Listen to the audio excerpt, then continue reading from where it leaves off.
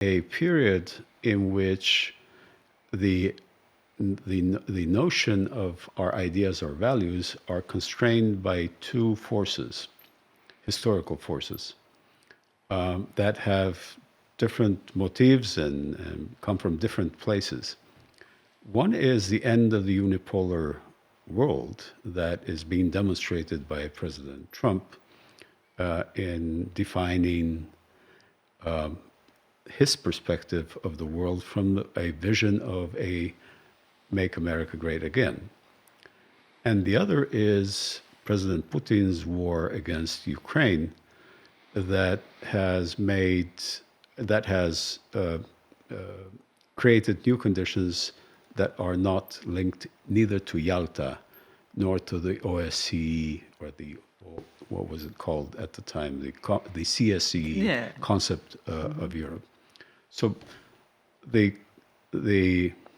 frame in which we developed our ideas in Europe and our values is being endangered seriously. I would say that our role has changed dramatically more than anything else because of these changes. And when we say we Europeans. Yeah. Yes, When I yes. say we, I Yeah. mean Europe. We Europeans. Yeah. We're talking in Europe. We're,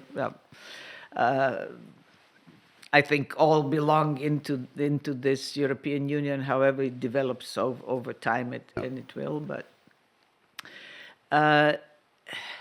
because, first of all, I think that Putin's project is also make Russia great again.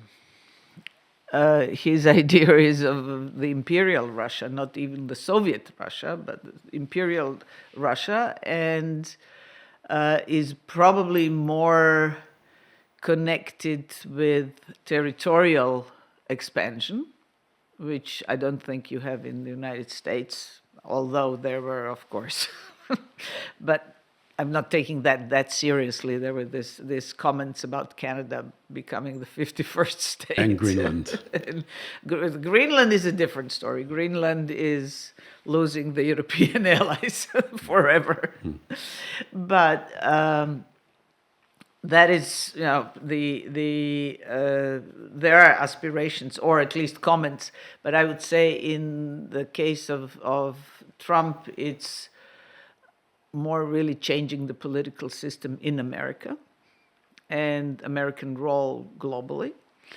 And in the case of Putin, it's actually even more than in the American case, make Russia great again, literally. Yeah. Let's take the first one. Let's take the first one. You say change of the political system of America, which is happening, but the role of the U.S. is not linked only to the change of the political system of America. It was President Bush, President Obama, who actually said, we're not interested in Europe anymore. We want to move our axis, focus on China. Asia, China. And so it is a historical change irrelevant of who sits in the White House. I would say that maybe the focus of the relationship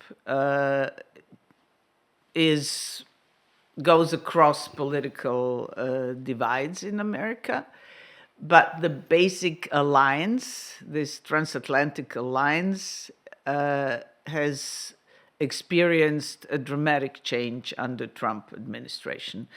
Maybe Obama and Bush and Biden were not that focused on Europe, but they were not giving up the transatlantic alliance, NATO, seeing and treating Europe as allies and providing this historically present security shield that America and NATO provided for Europe, to such an extent that this European Commission that took office in December of 2024 is the first commission in Europe's history to have a commissioner for defense.